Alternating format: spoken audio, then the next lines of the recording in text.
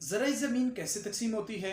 नक्शा अलिफ, नक्शा बे, नक्शा जीम कौन मरतब करता है? इसकी क्या अहमियत है? आज के इस व्लॉग के साथ बिस्मिल्लाहिर्रहमानिर्रहीम। मैं हूँ आज आपसे मुखातिब अपने यूट्यूब एंड फेसबुक चैनल के प्लेटफॉर्म से।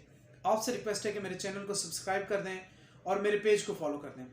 आज के इस व्लॉग के अंदर हम डिस्कस करेंगे ज़राई ज़मीन को कैसे तकसीम किया जाता है, नक्शा अलिफ, नक्शा बे, नक्शा जीम किस तरह से मरतब होते हैं और इनकी क्या अहमियत है और किसके हुक्म पर ये तैयार किए जाते हैं और कौन करता है।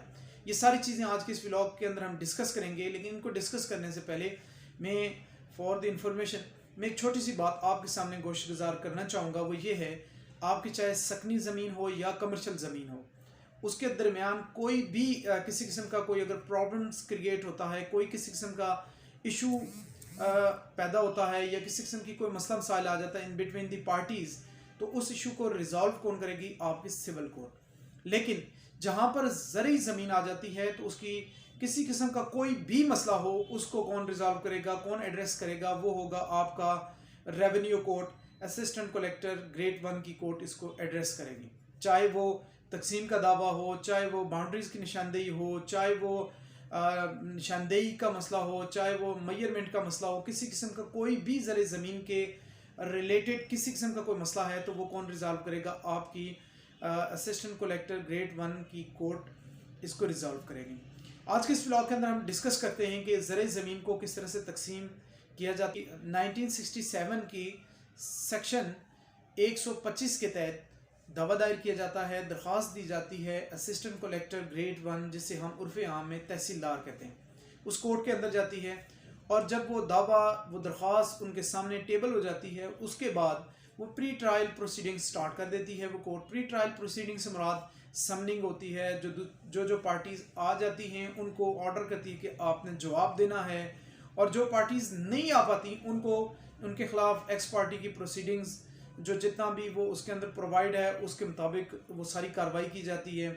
उसके बाद जो अब्दा है, जिस वक्त सारी ये प्री ट्रायल प्रोसीडिंग मुकम्मल हो जाती है, उसके बाद कोर्ट ये कहती है, जो रेवेन्यू असिस्टेंट कलेक्टर रेवेन्यू की जो ये कोर्ट है, वो ऑर्डर करती है ये कि तीनों नक्शे इकट्ठे मुरतब करके भेजे जाएं या 1 बाई 1 भेजे जाएं।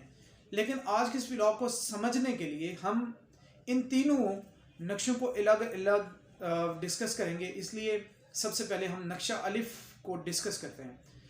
अब असिस्टेंट कलेक्टर ने मार्क की पूरी उसकी बाइफिकेशन लिखकर जो दावा उसके पास है, उसका खिवट नंबर ये है, मौजा ये है, खसरा नंबर ये है, सारी उसकी बाइफिकेशन जितनी भी उसकी इंफॉर्मेशन थी वो लिखने के बाद उसने क्या किया, नीचे ऑर्डर किया किसको, गिरदावर साहब को, कि आपने नक्शा अलिफ मुरतब करके फ़लाँ तारीख को कोर्ट के अंदर ये असिस्टेंट कलेक्टर की अदालत में पेश करना है। अब गिरदावर साहब ने वो जिस वक्त उनके पास वो ऑर्डर आया, उस ऑर्डर को उन्होंने फॉरवर्ड कर दिया हल्का पटवारी, जो मुतलका उस एरिए का पटवारी था, उसके पास। हल्का पटवारी साहब क्या करते हैं, ये नक्शा अलिफ एक प्रिंटेड फॉर्म में एक फॉर्म होता है जिस पर कुछ खाने बने हुए होते हैं। उन खानों में लिखा हुआ होता है, ये जो मैं शेयर भी कर रहा हूँ, इनके अंदर कुछ चीज़ें लिखी हुई होती हैं, उनको फिल करते हैं in accordance to the requirement, यानी जो उस कोर्ट ने तलब की हुई है वो सारी चीज़ें उनके अंदर मेंशन करना शुरू करते हैं। सबसे पहले खिवट नंबर है, खिवट नंबर के बाद मालिक, जो मालिक है वहाँ पे उस वक्त उस मालिक का नाम लिखा जाता है, पूरी तरतीब के साथ जितने भी मालिक हैं उन सब का नाम लिखा जाता है। कामरान, सोहेल, अशरफ, नासर, भूरा, बलू, मुन्ना, छबड़ा, शकूरा, जितने भी हैं इनको पूरी एक तफसील के साथ इनके नाम लिख दिए जाते हैं। उसके बाद इनकी वालदियत लिख दी जाती है। फिर उसके बाद रकबे की नौइयत है, मजरूआ है, गैर मजरूआ है, मतलब मजरूए से मुराद ये है कि कल्टिवेटेड है या नहीं है, यानी मतलब एग्रीकल्चर एक्टिविटीज़ के लिए ये इस्तेमाल होता है या नहीं होता। जैसे हम बहुत आसान लफ्ज़ों में लेकर जाएं, क्या ये काबिल काश्त है या नहीं है, कितना रकबा काबिल काश्त है, कितना रकबा जो है नाकाबिल काश्त है। ये दोनों काश्त वाले खाने में काबिल काश्त रकबे को लिख दिया जाता है, जो नाकाबिल काश्त रकबा है उस दूसरे खाने में लिख दिया जाता है। फिर टोटल कितना रकबा है, मीज़ान कितना बन गया, इन सब दोनों को मिलाकर कितना रकबा बनता है। फिर ये तकसीम तलब कितना रकबा है वो भी लिख दिया जाता है, क्या ये सारा तकसीम तलब रकबा है या कुछ तकसीम हुआ है और कितना तकसीम ये करना चाह रहे हैं। ये मुरतब करने के बाद ये पूरी तफसील के साथ वो वही वाया चैनल वो गिरदावर साहब को भेजेंगे। गिरदावर साहब असिस्टेंट कलेक्टर साहब की कोर्ट में भेज देंगे। फिर कोर्ट समझती है कि अब ये नक्शा अलिफ आ गया, लेकिन नक्शा बे की ज़रूरत है। नक्शा बे इसे आप यूँ समझें कि तकसीम का एक प्लान होता है, फिर वही वाया चैनल, गिरदावर, फिर पटवारी, हल्का पटवारी, हल्का पटवारी। उसी तरह नक्शा बे का एक फॉर्म है, उसके वो प्रिंटेड फॉर्म में है, वो खाने लिखे हुए हैं, उन खानों को फिर फिल करता है कि ये मालिक कौन है, खसरा कौन है, खिबट कौन सी है, कितने किले हैं इसके अंदर, कितने मुस्ततील हैं, कितनी खिबट है, ये सारी तफसील, कितना मीज़ान है, काबिल तकसीम कितना रकबा है, क्या ये तकसीम हो सकता है या नहीं हो सकता, टोटल रकबा कितना बनता है, मजरूआ कितना है, गैर मजरूआ यानी कल्टिवेटेड, नॉन कल्टिवेटेड कितना कितना एरिया है, सारा रकबा कितना है। फिर ये लिखने के बाद इसके एंड पर वो एक नोट लिख देता है कि ये किस तरह से तकसीम होगा। वो तकसीम का सारा तरीक़ाकार, पूरा प्लान उस नक्शा बे के अंदर डिस्कस कर देता है। लिखने के बाद फिर वाया चैनल गिरदावर, और गिरदावर से असिस्टेंट कलेक्टर के पास चला जाता है। अब असिस्टेंट कलेक्टर तीसरे नक्शे के लिए भी हुक्म दे सकती है। तीसरा नक्शा, जिसे हम नक्शा जीम कहते हैं, नक्शा जीम के साथ वो पाबंद करेगा गिरदावर साहब को, पटवारी साहब को, in the presence of all the share holders, जितने भी शेयर होल्डर्स हैं उनके प्रेजेंस में ये नक्शा मुरतब किया जाए। नक्शा जीम क्या है? ये प्लान है पूरा तकसीम का, कि ये तकसीम किस तरह से। फॉर एग्जांपल, आधी ज़मीन उसकी कल्टीवेटेड है, मजरूआ है, और आधी गैर मजरूआ है, यानी आधी ज़मीन पर काश्त हो रही है और आधी पे नाकाबिल काश्त है।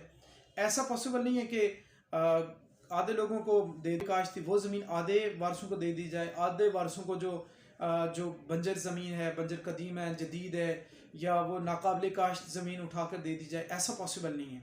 उस नक्शे के अंदर वो क्या मुरतब करेंगे, पूरी ज़मीन की मेजरमेंट होगी।